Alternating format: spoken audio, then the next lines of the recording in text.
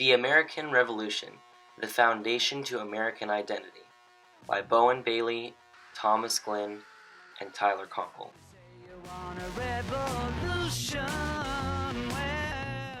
Stance on argument.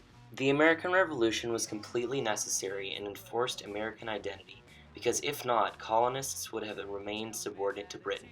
The British were restrictive as to what Americans could do socially, politically, and economically through the numerous acts and taxes that they imposed.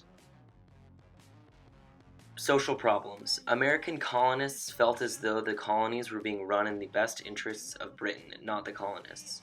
This mindset and belief of the colonists was one of truth. For example, someone like George Washington, whom many would believe to be part of the aristocratic class, would be viewed as a peasant by those in Britain, even though he was of high status in America. The fact that you were part of the colonies was enough for you to be considered a peasant in the minds of the British. This demeaning attitude the British motherland had upon the American colonists is what the colonies wanted to ultimately get rid of. And through restricting acts ranging from the Quebec Act, which restricted movement westward by the colonists, to the Stamp Act, which taxed printed materials, Americans felt as though they had virtually no freedoms or respect, and furthermore felt as though they could only climb so high in society due to the fact that they would always be looked down so heavily upon by the British. Social problems continued. According to J. Franklin Jameson, the late editor of American Historical Review, furthers the negative consequences of the Quebec and other land-restrictive acts. These prevented the construction of new colonies and restricted the speculation of this land for colonization. Canadians were allowed to expand the Ohio River Valley through this act, a coveted area filled with fertile soil for farming. Americans were already facing problems with American Indians, so the British only added to the problem through the passing of the Quebec Act.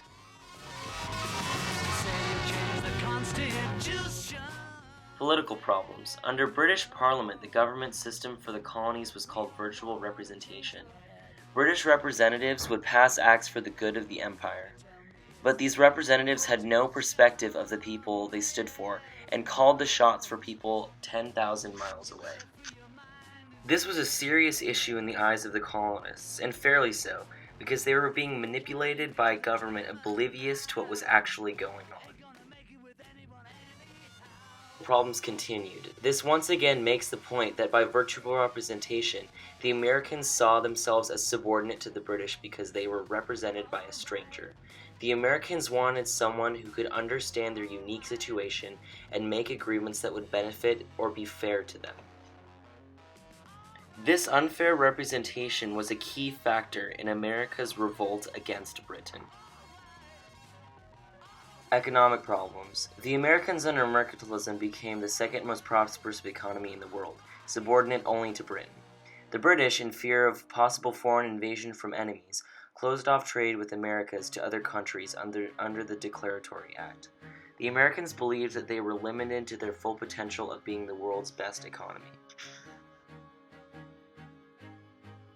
Economic problems continued. The British also passed the Tea Act, which severely lessened the value of tea almost to a cheap commodity. Merchants earned less profits due to the lower prices, and tea was a universal drink in the Americas, and since trade was only allowed with Britain, Americans saw this as an unfair inference with their everyday lives. The Boston Tea Party was a result of this Tea Act and was led by radicals to get rid of the cheap British tea and proclaim their rejection of restrictive trade. More economic problems. The Stamp Act hurt common American paper goods by taxing middle-class commodities in cards, wills, books, and newspapers, and hurting businesses like editorial, publishing, and mail companies. Townshend Acts hindered trade by declaring merchants to pay more for import, thus hurting the economy. The institution of the Stamp Act was a particularly unwise move on account of the British, because of its universal application to the middle class, who eventually spearheaded the events that led to American independence. Revolution's effects. The Revolution allowed for individuals to break out of norms of the current-day society when they were originally restricted by the British. All of these changes were with the goal of the separation between the American colonies and the English Parliament. Land was now much more available, and this freedom of land allowed for people to vote and finally feel equalized. Quit rents were also eliminated, which ended the ties of land to the king. This meant that the king no longer had total authority over the ownership of land. Revolution's effects continued. We were changing the perception of how power was based, mainly through land whose purpose was wealth and influence in society. John Locke says that if we are all competing against each other, that there will be disorder, but that order will eventually lead to a structured society which will become our social contract.